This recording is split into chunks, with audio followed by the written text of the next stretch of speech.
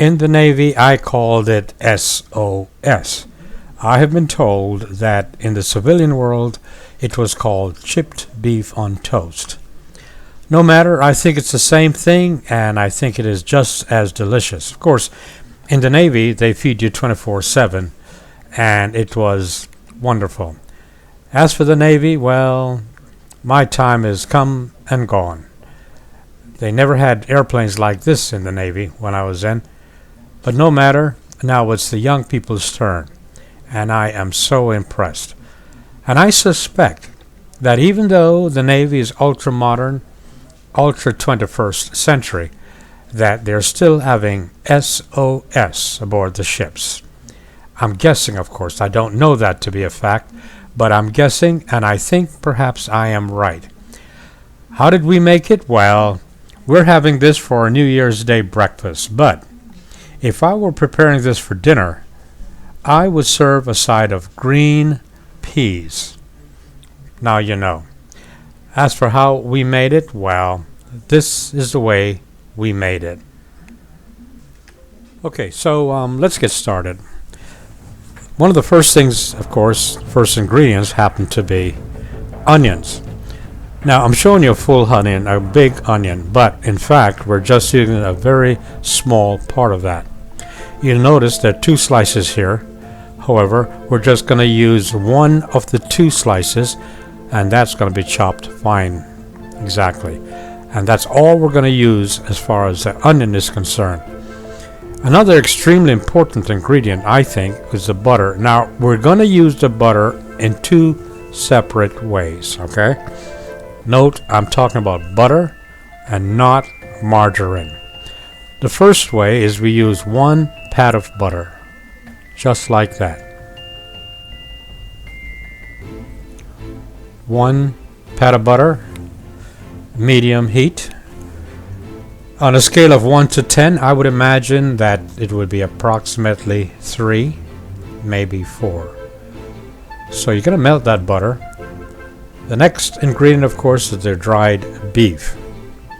I do not work for Armour, but if they want to be a sponsor, I would be more than happy to welcome them as a sponsor. And this is important. This is very salty. This is very salty indeed, so you're going to be repeating the process. You're going to be filling your jar over and over again, getting rid of as much salt as possible. And when you have done that, you can keep the jar because it's a very, very beautiful jar, and you can use it for anything you wish. Happen to be using it right now to hold some pens. Use your imagination and use it for anything at all you wish. It's a beautiful jar. You will not discard the jar. So, back to this dried, salty beef. Notice it's got to be washed over and over and over again. The point is to get rid of as much of the salt as possible. In my mind, cooking is probably one of the most creative endeavors an adult can do. This is certainly not gender specific, and of course even teenagers, perhaps older people, can enjoy cooking. Anyway, so a pat of butter melted. We then add the onions, stir it well, because we've got to clarify the onion, really. We've got to do the onions until they're translucent. And to do that, it just requires a lot of time. Not a lot of time, but some time. Then, of course, another ingredient will be a 1/4 cup of flour. 1/4 cup. No more. But back to the onions. We want to keep doing this until they're translucent. You can tell when they're done because they're almost transparent. I mentioned earlier that we want to use butter. We do not want to use margarine. I don't cook with margarine, and I don't recommend that anyone does. Now you're going to put butter, about a 1/4 cup of butter, in with the onions, and now you're beginning to cook the way it's supposed to be. Be patient here and just wait for the butter to melt. Don't forget, your stove is already at about 3 or 4 on a scale of 1 to 10. And that is exactly where it ought to be. If you like butter, and if you want it to be more buttery in taste, of course, you may want to add a little bit more butter. This is something, of course, that you will do based upon your own sense of creativity, right? All right, so the butter is melted. Now you add the flour. You see that? You're going to mix the flour in with the butter and the onions. This is important. You're going to spend some time doing this until it is done. At this point, of course, it is butter, onions, and flour. And we keep doing this, and actually you're going to bring it back to a little boil just like that. Okay? You keep doing it and you don't stop. It's something that you do constantly, stirring until it is done. Now it is time for the milk. We'll do that. You're going to add 2 cups of milk to the onion, flour, and butter mixture. And that's all there is to it. 2 cups of milk. I happen to like whole milk. You'll probably like using whole milk yourself. Don't forget, in cooking, it's all a matter of being creative. And I don't like to tell anyone what to do specifically about anything, really. The idea of the cooking video is to give you an idea how we make it, and you do the rest. So, to the onion, butter, and flour, we're going to add the milk. Remember now, we're not adding the milk until everything is cooked. The flour is cooked. Okay? Be patient, because don't forget, you're dealing with flour, and the flour has to be cooked. Number 2, you're dealing with milk and flour, and that has to be thickened. Okay? So, resist the temptation to rush. Remember what I said, the stove is at approximately 3, 3.5, maybe 4 on a scale of 1 to 10. Don't rush. Take your time stirring the milk and flour. Here's where you may want to add some salt and pepper if you wish. Add your own seasoning. Make it your own.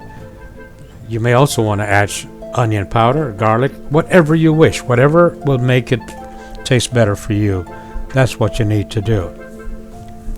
Seasoning is also a part of the creative process.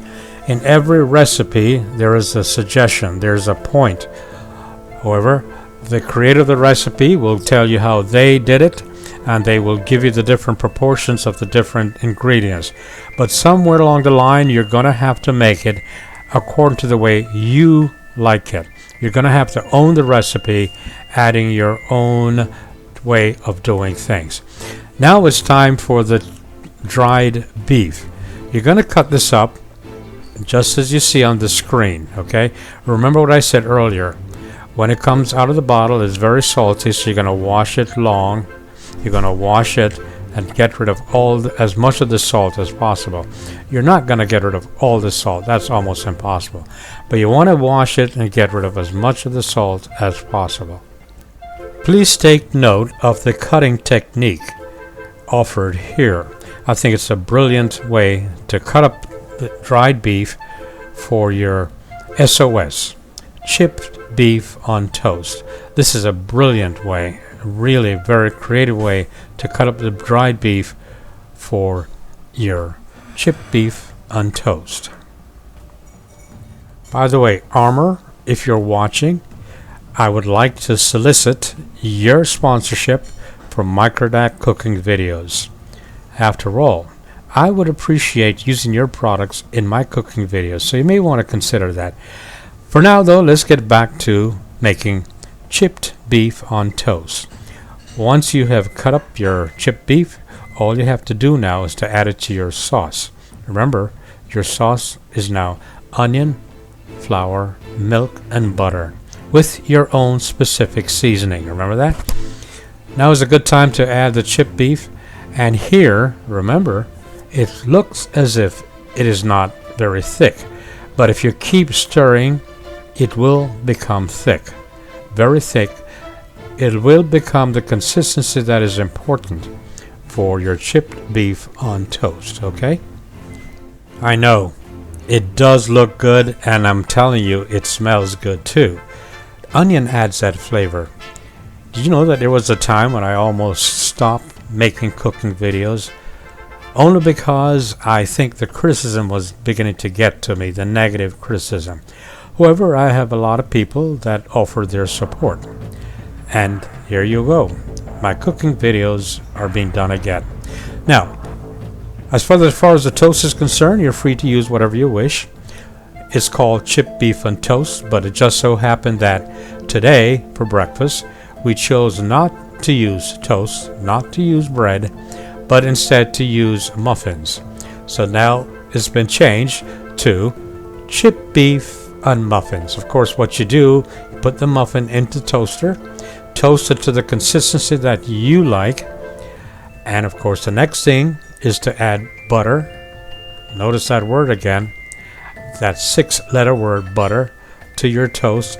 And once you've done that, it's just a matter of spreading the butter onto your toast, or in our case, the muffin, and then voila, chipped beef on muffin. English muffin. Chipped beef on English muffin. Talk about delicious. Oh my goodness. It was a really good breakfast. We had a good breakfast, reminiscing about the Navy and having our SOS, or in your language, chipped beef on toast, or in our case, muffin. Thank you so very much for your support. Much appreciated.